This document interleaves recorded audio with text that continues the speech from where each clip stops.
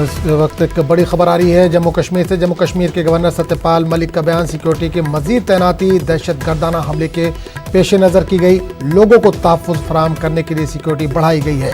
लोगों की हिफाजत की जिम्मेदारी सरकार की है, अवाम खौफज़दा ना हो।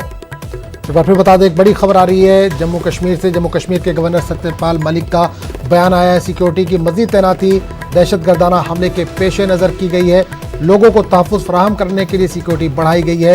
लोगों की हिफाजत की जिम्मेदारी सरकार की है, अवाम खौफज़दा ना हो। ये जम्मू कश्मीर के गवर्नर सत्यपाल मलिक का बयान आया है।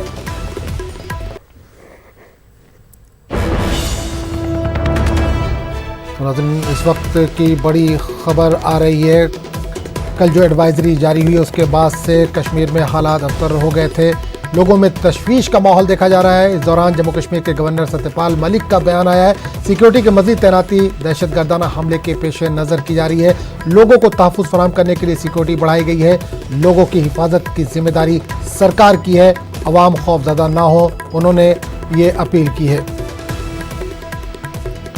और इस पूरे मामले पर बात करने के लिए सीधे रुक करेंगे श्रीनगर का, जहां से नुमाइंदे परवेज भट्ट इस वक्त सीधे तौर पर जुड़ रहे हैं। परवेज, कल की एडवाइजरी के बाद जिस तरह का माहौल था, जिस तरह का पैनिक था, आज गवर्नर ने जो अपना बयान जारी किया, क्या उसके बाद कुछ राहत की सांस लेंगे अवाम?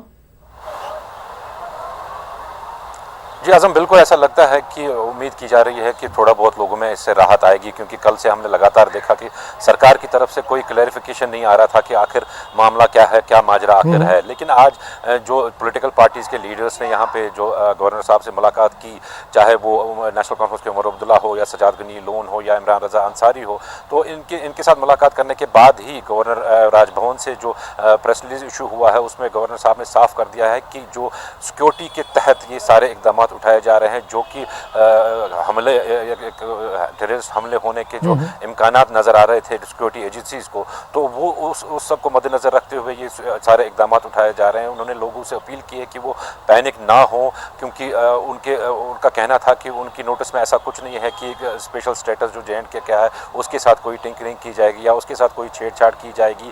उन्होंने साथ में ये भी कहा कि जो पिछले कुछ दिनों से क्रॉस बॉर्डर शेलिंग जो पाकिस्तान की तरफ से बढ़ा दी गई है, उसके तनाजुर में भी ये सब जो फैसले लिए गए हैं। बिल्कुल उनका साफ कहना था कि जो यात्री हैं या जो टूरिस्ट हैं यहाँ पे, वो यहाँ की सड़कों से या जो यहाँ पे रोड्स हैं या जो ट्रैक्स हैं यहाँ पे उनसे वाकिफ़ नहीं है और वो इजी टारगेट बन सकते थे मिलिटेंट अटैक के। तो कुल मिला के देखें तो उम्मीद की जा रही है कि गवर्नर के इस बयान के बाद कुछ हलकों में जो इत्मीनान की एक लहर दौड़ेगी और कुछ जो लोगों में यहाँ पे है इत्मीनान होगा। जी आज़म, बिल्कुल। परवेज, एक चीज़ और जानना चाहेंगे कि कितना बड़ा इनपुट मिला है सरकार को या सिक्योरिटी फोर्सेस को कि अचानक यात्रा को कैंसिल कर दिया गया, सबको वापस होने के लिए कहा गया, जो सयाह हैं उनसे भी कहा गया अपने घरों को वापस हो जाएं, NIT के जो तलबा हैं उनसे भी कहा गया है कि वो अपने घरों को लौट जाएं? जी आज़म, पहले मैं ये दुरुस्त करना चाहूँगा, यहाँ पे जो तलबा हैं यहाँ पे उनका सरकार का कहना है कि उनको नहीं कहा गया है कि वो यहाँ से निकले। वो कुछ तलबा की छुट्टी होने वाली थी जो कि खुद निकले हैं, जो कि NIT के तलबा के बारे में बताया जा रहा है। जहाँ तक इनपुट के हवाले से बात की जाए, इनपुट के हवाले से ये कल से ही साफ जाहिर हुआ कि एक बहुत बड़ा इनपुट एजेंसीज़ के हाथ में लगा था, चाहे वो आर्मी इंटेलिजेंस एजेंसीज़ हो या पुलिस की इंटेलिजेंस एजेंसीज़ हो। एक बहुत बड़ा इनपुट लगा था कि एक बहुत बड़ी कार्रवाई होने जा रही है पाकिस्तान की ओर से, जिसको स्पॉन्सर किया जाएगा।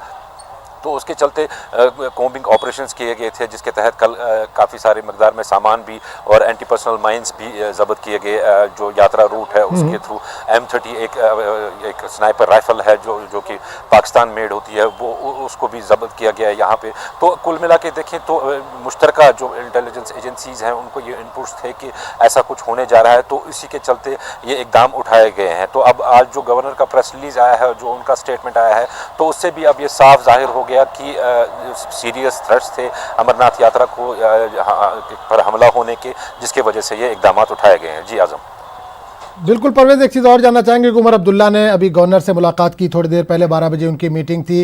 उधर महबूबा मुफ्ती भी लगातार ट्वीट कर रही हैं, बयान भी दे रही हैं। उन्होंने कहा कि वक्त हो गया है कि सारे लीडरान एक हो जाएं और मिलकर मुकाबला करें। तो क्या कुछ कुल जमाती मीटिंग वगैरह हो सकती है? इस ताल्लुक से कुछ जानकारी मिल पा रही है?